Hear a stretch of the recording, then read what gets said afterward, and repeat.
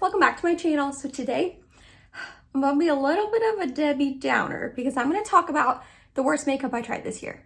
Yeah, all the makeup that I tried that I just didn't like, that just really bummed me out and was the worst makeup I tried. So before we get started, don't forget I'm uploading every single solitary day this month. I'm super excited about that.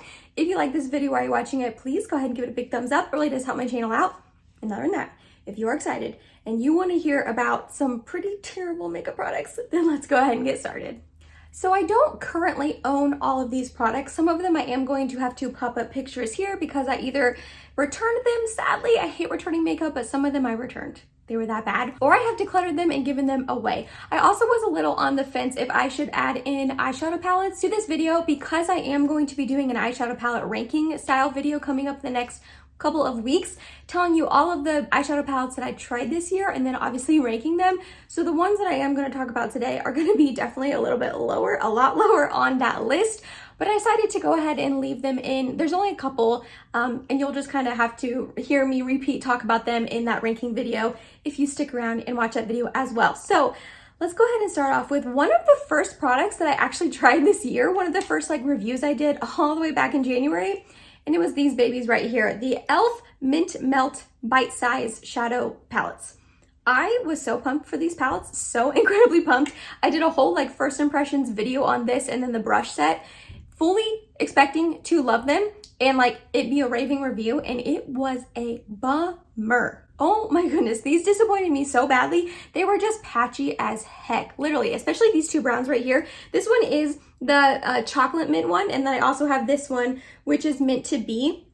So these two browns right here and the chocolate mint, they got so incredibly patchy on me, and then they fluffed off. They just fluffed off by the end of the day. They were just gone. And then the shimmers, I used kind of a combination of shimmers in both of these palettes, and they just were not anything special. They weren't impactful. They weren't crazy on the eyes. They kind of fluffed off and faded by the end of the day as well, and they creased on my eyes. I was so disappointed. Then we have the bronzer, and I absolutely love bronzer. It is one of my favorite steps to include in my makeup. I'm a pale girl, okay? So bronzer is such a fun step to really liven up my face, give my face shape, a little bit of color to it.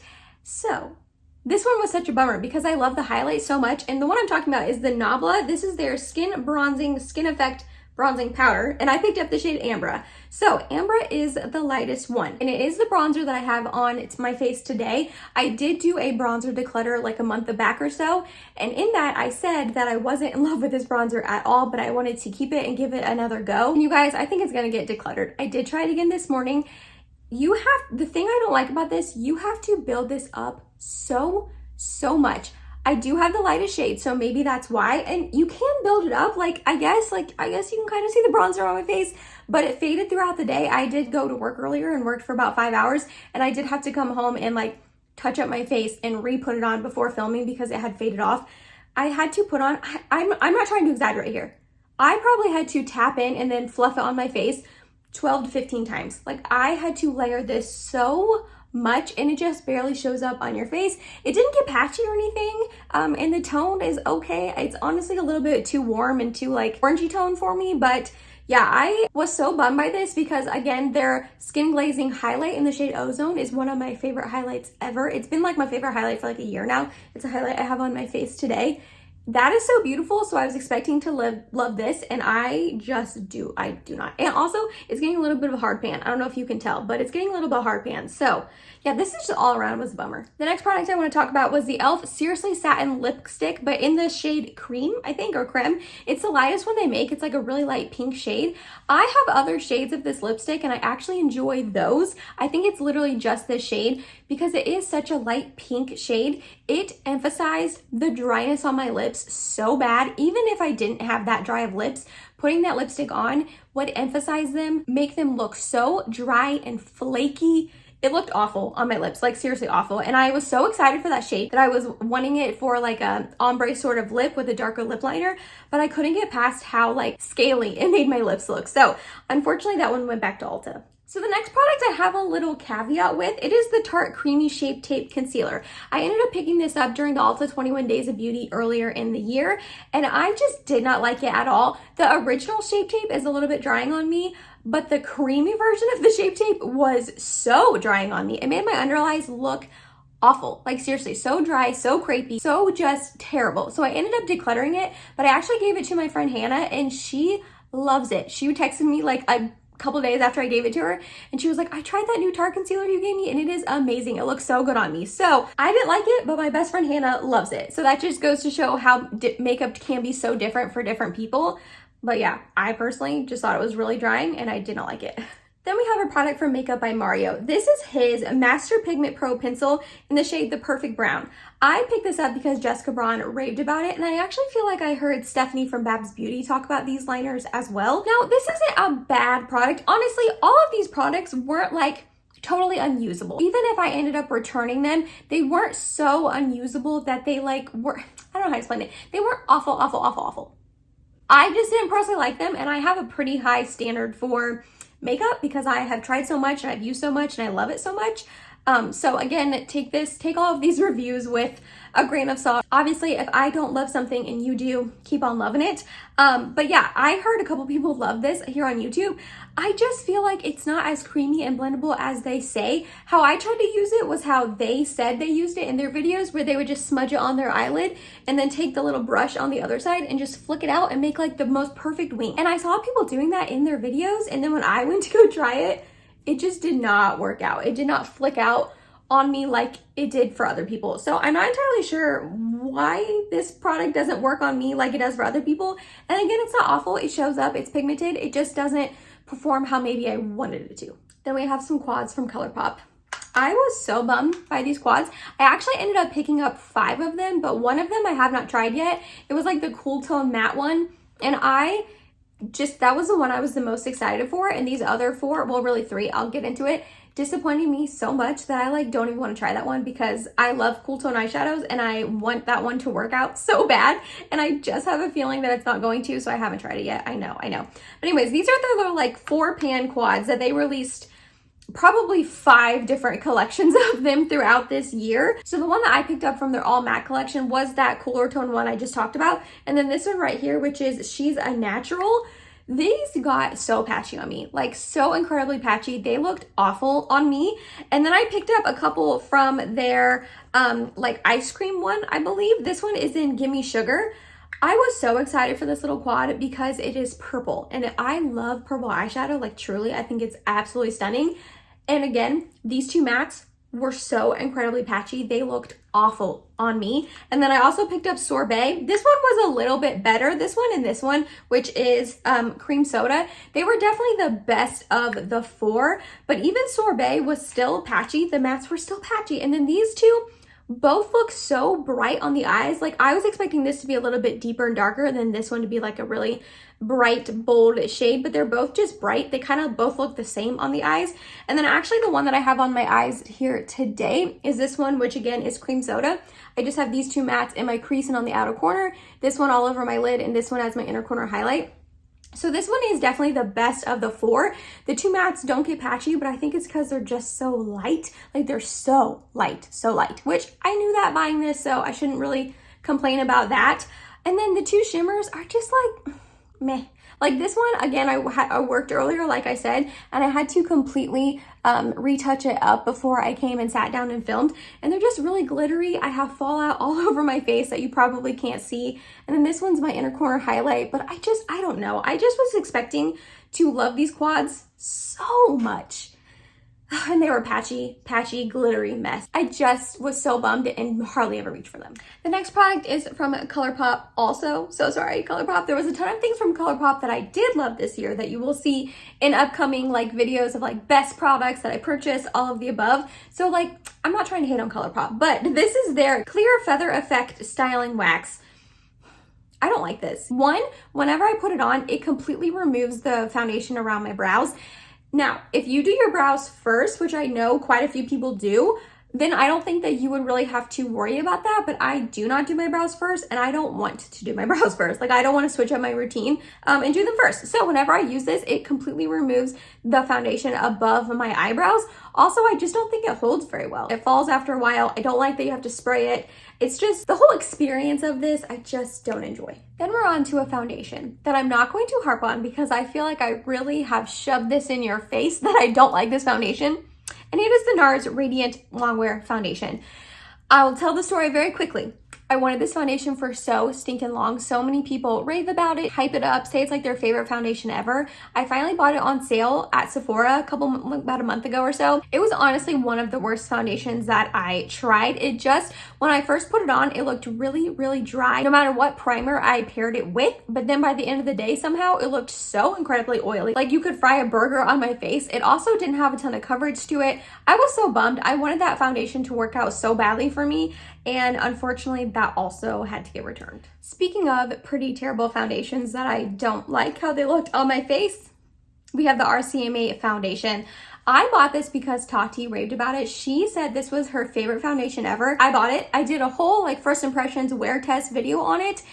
And in that video, I did not like how it looked on my face by the end of the day. However, in that video, I didn't put on a primer or anything else to like prep my skin like I normally did because I wanted to just see how this wore. But also in that video, I mentioned how I don't ever do that. Like I always use a primer. I always use a setting spray. So I kind of chalked it up to that in that video. I was like, you know what? Maybe it's just that reason. I didn't prep my skin like I normally do. It's not going to wear how it normally would on me. So I'm still going to give this a foundation a go. I don't dislike it, blah, blah, blah.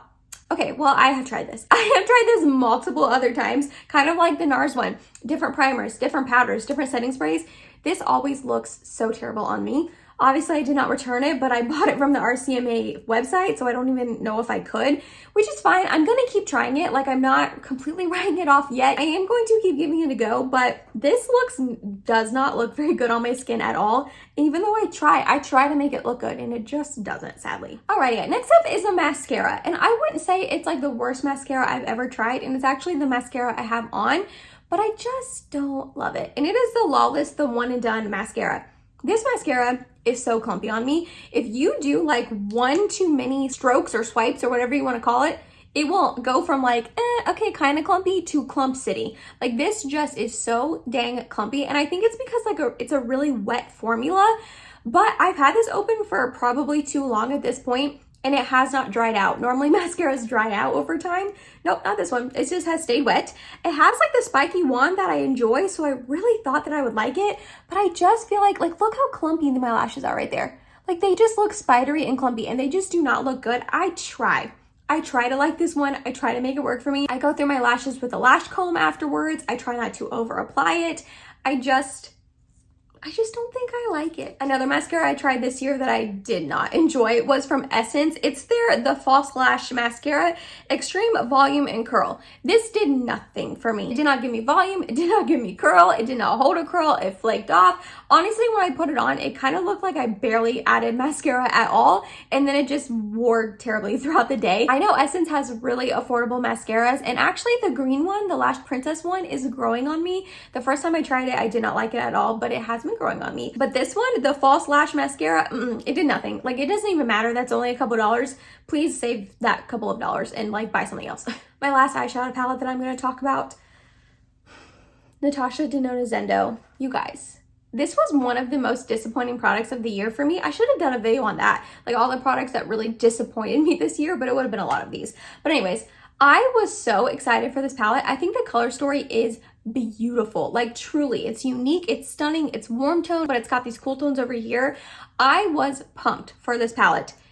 I don't like it. I don't like it at all. It got so patchy on me. The shimmers are so lackluster. I am not used to that from Natasha Denona. Like I am used to her shimmers being poppy and punchy and impactful, and they are not. And this one, it has a lot of her cream to powder formula, which I personally don't enjoy. I know a lot of people do, but I don't. So I did like a whole first impressions video on this. I did a 1 week 1 palette on this, and I'm not kidding you. I think that's the only times I've used this palette. I think I have used it like 6, maybe 7 times because I was so bummed by it and I just dislike it so much that yeah, when I have a little eyeshadow palette declutter coming up, this is probably getting decluttered.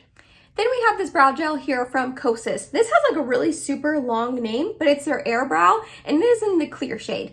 This just does nothing for my brows at all. I put it on and the spoolie feels like nothing is in it, and then it just doesn't do anything to my brows. It doesn't hold them up. It doesn't hold them in place all day. It just honestly feels like I'm putting like a blank empty spoolie through my brows, and then that's it. So this just doesn't do anything. Oh, I totally lied. I'm so sorry. I thought this Zendo was my last eyeshadow palette to talk about, but it is not. This one is my last one. It is the Persona Identity palette. This is another one, kind of like the NARS one, that has been recent that I tried that I disliked. So I'm not going to try to talk about it too long because I just feel like I've been shoving it in your face. But this one just was such a bummer. The mattes were all just too deep and dark for me personally. I couldn't make like a gradient eyeshadow look that I like. They were all just too dark, if that makes sense. And then the shimmers, they were okay. They weren't anything special or anything like that. I ended up returning it to Ulta, which I was bummed about. I really don't enjoy returning makeup, but I just was so disappointed by that I returned it. Another product I returned, oh, I hate saying that. I'm so sorry, but it is the Pure 4-in-1 Powder Foundation. Now, the Pure 4-in-1 Love Your Selfie Foundation, the liquid version, is one of my favorite foundations ever. I have 2 shades of it, a lighter one, a darker one for winter and summer. I love that foundation. I've been using it for like going on 2 years at this point. So they have the powder version, and it was on my wish list for a very long time to try. I finally picked it up half off during the Ulta 21 Days of Beauty this last time around. It was so bad on me, guys, like so stinking bad. I wore it a couple times to work, and each time I wore it, it broke up terribly on me.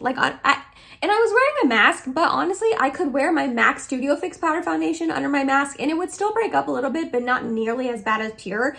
It was to the point where when I took my mask off, it almost looked like I didn't even put like foundation on my face because it was so broken up. It got really patchy on me. It was really drying as well. I was so excited to try that powder foundation and it looked awful on me.